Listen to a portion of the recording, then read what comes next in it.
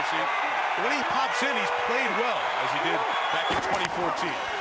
It's back to Adrian Peterson. Bobby Wagner's there to stop him.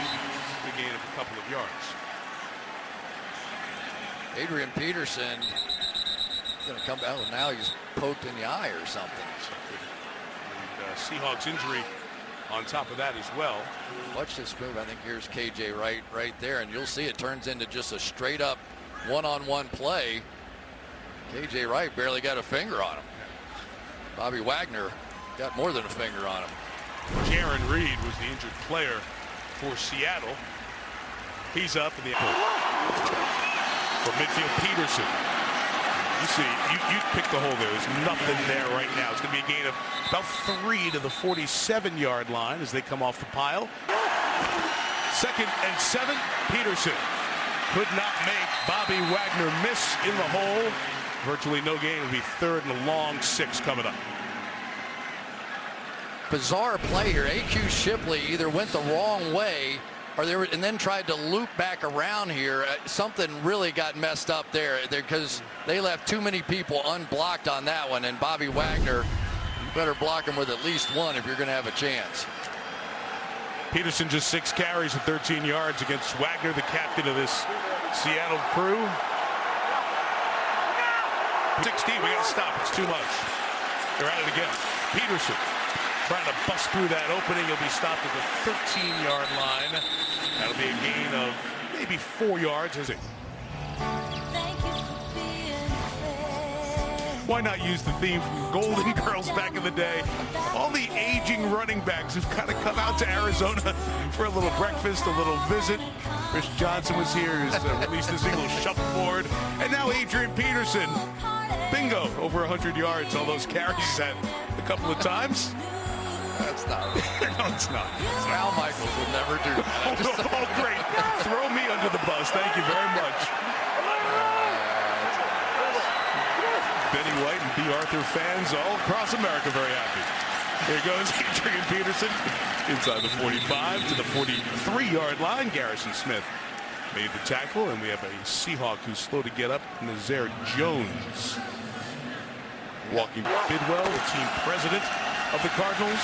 Peterson stopped by Bobby Wagner. It'll be 3rd down. Well, the motion, first of all, is going to shift these linebackers, and then Bobby Wagner is just going to come in here and shoot right through the gap. You know, here's a guy that used to play a little bit of running back in his day, and he understands that really a linebacker, Mike, is just like playing running back, but on the other side. If you see a hole, you go run through it because, believe me, that running back's going to run through it the other way. Palmer heard a couple of weeks ago over in London in the loss to the Rams, so it's on to plan B, which includes Adrian Peterson, acquired. Gaining 2 there. Remember, the backup left tackle is in for the Cardinals. Peterson, first time he's able to get through a little bit of an opening, and he gets a 1st down out to the 36-yard line before Richard Sherman tripped him up. Yeah, and this is really the core of this inside zone, but watch Larry Fitzgerald, always the key block on the backside of this thing. Can you pin that outside guy and allow a little bit of a cutback? It's exactly what happened there, and that's really the first time we've seen Adrian Peterson. There he is up against the refrigerator or the wall or whatever. Loss of 2, keep feeding Adrian Peterson. Got through the first tackle and continues to keep his body going just shy of the 40-yard line. Chris, this has been an interesting NFL season. We've seen trades. We've seen big names, Pro Bowlers traded. Sometimes those things don't work out. Bruce Arians said he went to Steve Keim, the GM, and said, look, we got to do something. Why don't we try to get Peterson? We know it's not working out with Sean Payton in New Orleans.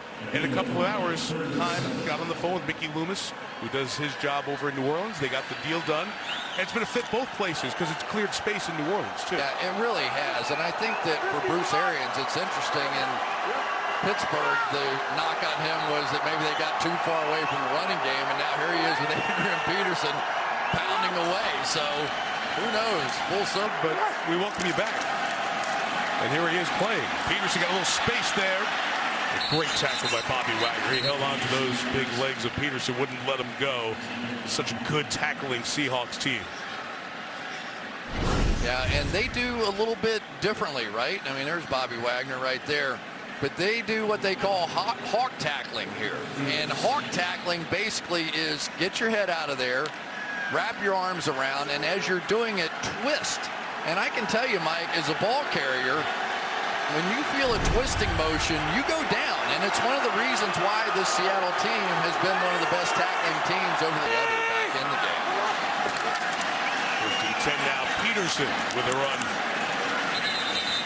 to the 45-yard line. So 1 week after 37 carries, it's 20 carries for Peterson so far. It looks quite the same.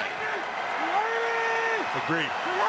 First and 15. Here's Stanton, second look underneath, dropped by Adrian Peterson, who we've seen in a pass catching situation a couple of times in this quarter.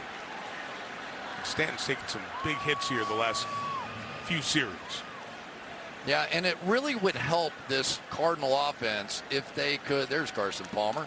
If they could get him back, that would help too. But if they could get Adrian Peterson involved in the passing game where they didn't have to take him out to throw the ball, then you're not going, okay, Adrian's in there, they're going to run it.